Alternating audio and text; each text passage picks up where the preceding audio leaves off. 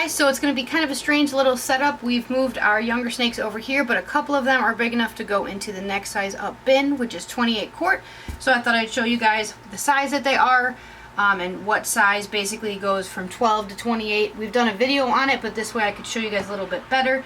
I'll also weigh them, that way I can know exactly what each of them are. But I know for a fact the Super Phantom's big enough. I'm pretty sure the albino pied is, and possibly one more. But we'll get a weight on them, we'll see how they're doing, and we'll swap them over to the next one. You're only really going to see the bottom half of me as I'm moving around. I will fast forward a little bit, but here we go.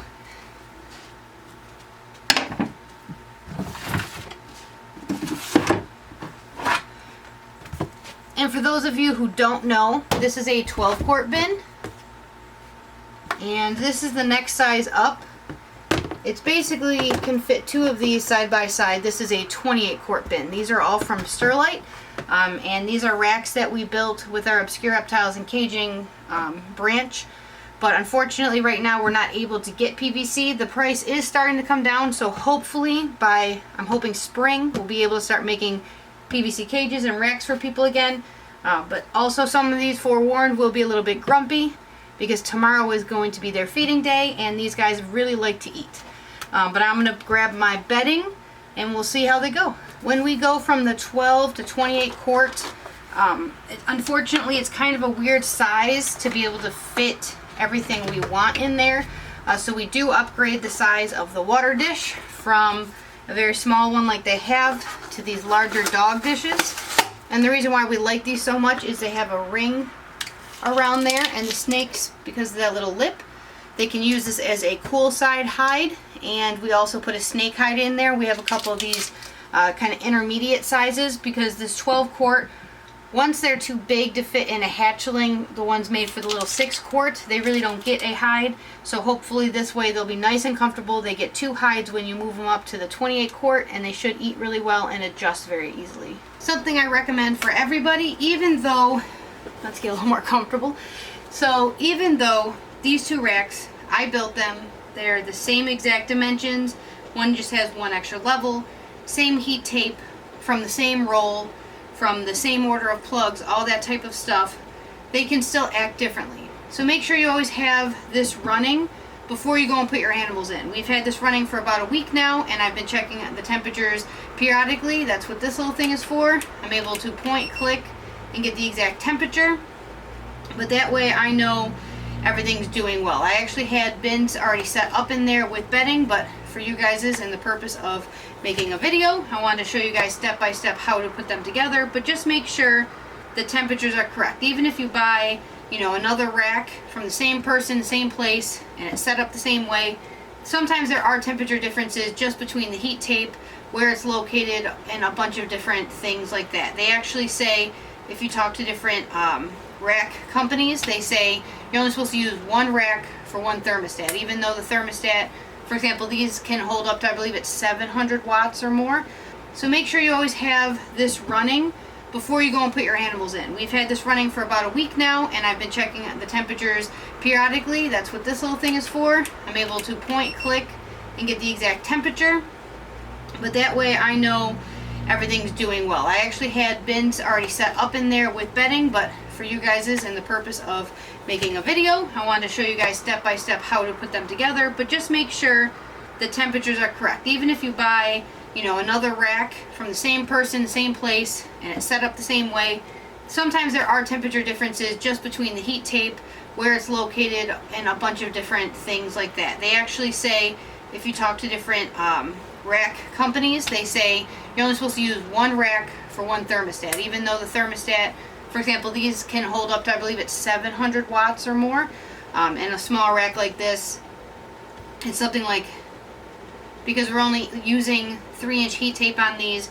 it's something like 3 watts a foot. Honestly, we're probably only using 50 to 55 watts for a rack like this, and the thermostat can do a lot more. So a lot of people will hook up several racks like I am doing. That's not recommended, especially if you talk to Reptile, especially if you talk to like places like Animal Plastics or Boafile or anyone who makes racks like that. They always recommend a separate thermostat. And the biggest thing for it if you can see where that all that red duct tape is, that is actually where the probe is. So even though it's right around the middle of this, it's not the middle, it's actually a little bit high on this rack. So you got to make sure it's still working all the way up as you go. So with that being said, another tip is this is our bedding. Right now we're using ReptiChip, but soon we'll be doing a video with a few different types because I want to try to find something a little bit cheaper. This has gone up quite a bit in price, and I found a few others that are similar but a little bit cheaper, so I want to try them out. But this is the bottom of the barrel basically. It's the last little bit until I have to open up a new bag, so it is quite dry. So make sure you mist when appropriate and make sure you keep the humidity correct for these guys. The hardest thing with these smaller ones is if they go to the bathroom when they start getting too big, is they can really make a mess, fill up the whole cage. They can get a little bit covered in stuff, so you want to make sure when they are ready, you move them up to this larger size and you give them hides. So here are the hides I was talking about. They're a little bit small, but they're bigger than the hatchling ones, so they work really well if you put them on one side and you take the water dish for the cool side hide and tuck that in there. It's a little tight, but ball pythons tend to do really well when you put them in a very enclosed area. That's why we like to use bins. Keeps good humidity. But we'll put that there. Got one more. There it is. When we moved all these guys over to this side, I definitely wasn't thinking about it from a video standpoint and how convenient it would be to film over here, but now that all these guys are getting bigger, they're getting ready to get larger, they're getting ready to go into these larger cages, I thought it'd be nice to be able to show you guys, to give you guys a better idea, because people ask quite often, what size do I, go to the next size up when it comes to bins and stuff like that, and it's not really always the same. Sometimes your animal weighs a lot more, but it's a very short animal and stocky. We've actually got some, like Morel, she's very long, but she's very slim, so she'll actually be able to upgrade soon. Her weight is significantly different from, example, the albino pied, who's just a very thick ball python. So we'll show you guys that. Hopefully you guys can see well from where you are. Again, they're going to be a bit grumpy since they want their food tomorrow. So we're going to use this little snake hook. Yeah, like I was mentioning, you can't really fit another size hide in here, so it's a little unfortunate. But this girl, like I said, this is the 12-quart bin. She was one of our hatchlings from last year, so she's right around a year old. Probably a year old within the last month. And this is her size. We feed everyone every 5 to 7 days, and only as thick around as their body. But for example, her, because she's so young still, we definitely go on the lighter side. Something like a weaned rat is still what she's on. We haven't upgraded her, but she doesn't like to skip meals. She's our female albino pied holdback from last season. She's actually one of the first females we ever produced. We did breed these guys 3 years beforehand, and never once did we get a female albino pied, just all males in the clutches. So we're going to pop her into the newer, larger rack. There we go.